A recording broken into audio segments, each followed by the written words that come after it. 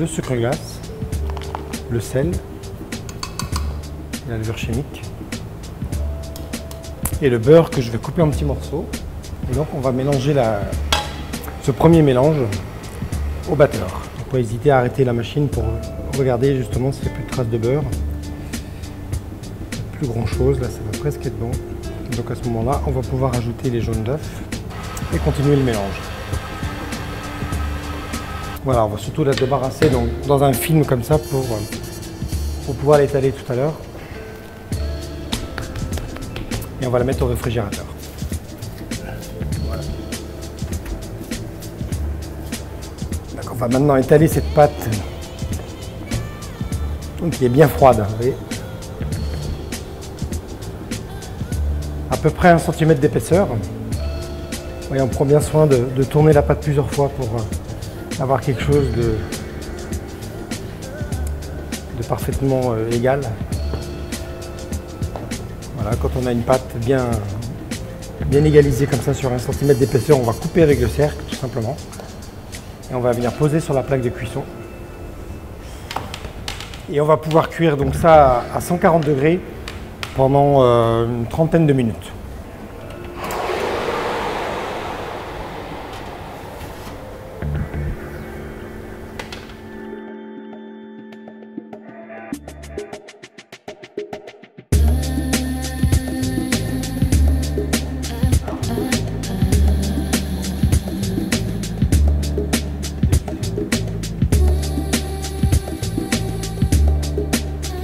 On va d'abord mettre le beurre en pommade.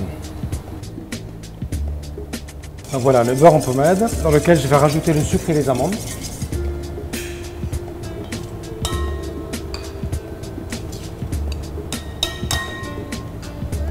Voilà, je vais rajouter les œufs progressivement.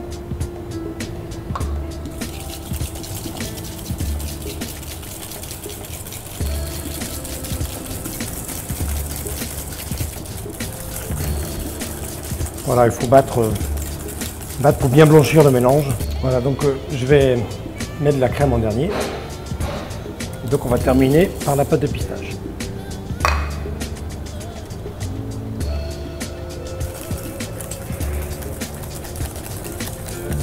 Donc avant ça, on va démouler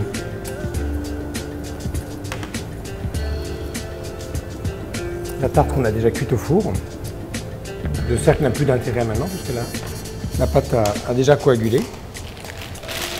Et on va pouvoir dresser la crème d'amande pistache.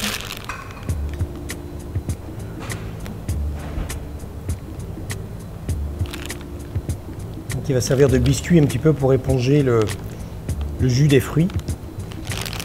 Et qui va donner de la douceur pour bien se marier avec l'acidité des fruits.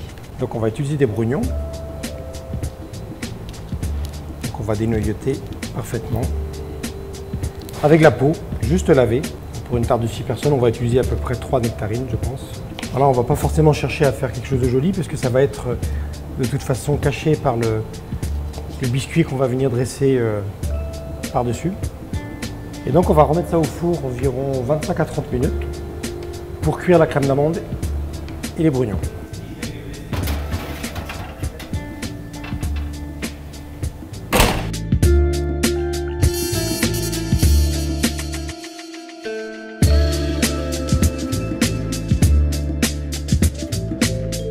Ici, on va débarrasser les blancs d'œufs dans un récipient et on va y incorporer la poudre d'amande, l'autre partie du sucre, qui a 2 fois du sucre. Et au préalable, on va bien mélanger les poudres ensemble. Donc, sucre glace, farine et poudre d'amande. Et là, on va mélanger délicatement.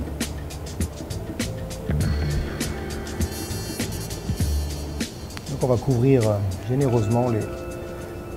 Enfin, c'est le principe un peu d'une tarte citron meringuée, si vous voulez. Donc on va saupoudrer sucre glace. Et on va laisser reposer 2-3 minutes la tarte avant de l'enfourner. Ça va créer des petites perles de sucre sur la tarte. Voilà. Donc on va terminer de cuire cette tarte pendant 10-15 minutes à peu près à 170 degrés.